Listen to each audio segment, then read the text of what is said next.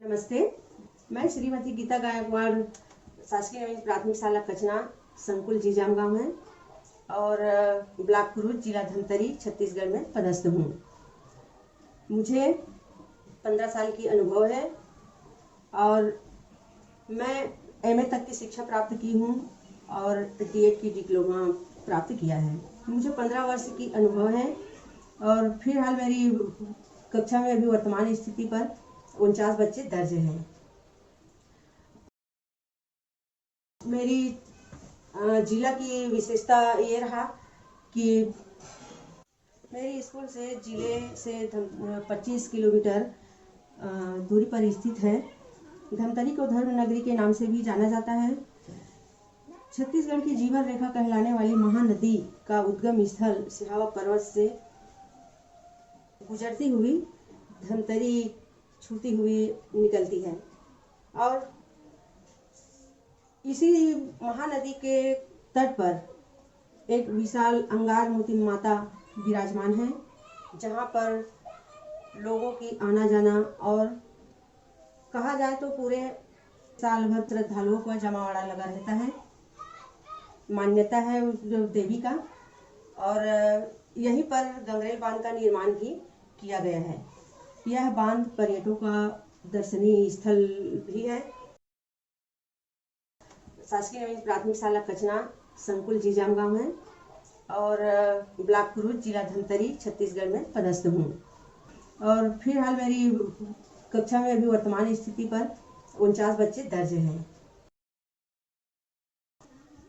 मैंने ZIIEI के प्रशिक्षण अभी हाल में ही पूर्ण की हूँ और कोविड-19 के चलते बच्चों तक शिक्षा को कैसे पहुंचाया जाए और बच्चों को पढ़ाई के माध्यम से कैसे उनको टैकल किया जाए, इन सब के संबंध में ZIIEI के प्रशिक्षण से मुझे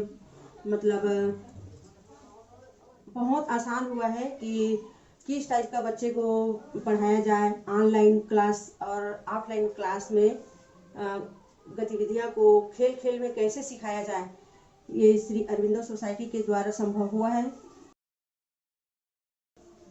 मेरे माइंड में जो भी गतिविधि थी और जो भी गतिविधि मैं बच्चों में पहले भी कराया करती थी, उसमें कैसे सुधार किया जाए और इस गतिविधि को कैसा परिवर्तन किया जाए खेल खेल में, ये सब आइडियाज मेरे को अरविंदो सोसाइटी के इनोवेटिव पाठशाला के माध्यम से मैं कोशिश कर रही हूँ कि अच्छे से अच्छे बच्चे खेल खेल में सीखें। अभी फिलहाल ऑनलाइन क्लास तो अभी नहीं ले रही हूँ, पर ऑफलाइन क्लास में इस गतिविधि को मैं बच्चों के साथ शेयर करती हूँ या कराती हूँ। क्लास में घंटा 2 घंटा का ऑफलाइन क्लास अभी चल रहा है डेली। उसमें बच्चे एकदम खुशी से उस गतिविधि में भाग लेते हैं और एकदम रोचकता पूर्ण बच्चे जब जाने का नाम ही नहीं लेता है, नहीं मैडम आज छुट्टी मत दो, अभी और खेलेंगे, अभी इस गतिविधि को और करेंगे। इस टाइप का उस गतिविधि को देख के बच्चे इतना उत्साह होते हैं।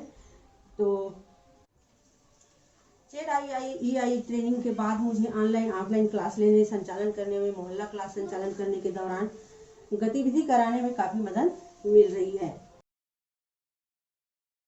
जैसे ग्रिड गेम, सांप सीढ़ी आदि बच्चों को सीखने सिखाने में रुचि बढ़ी है।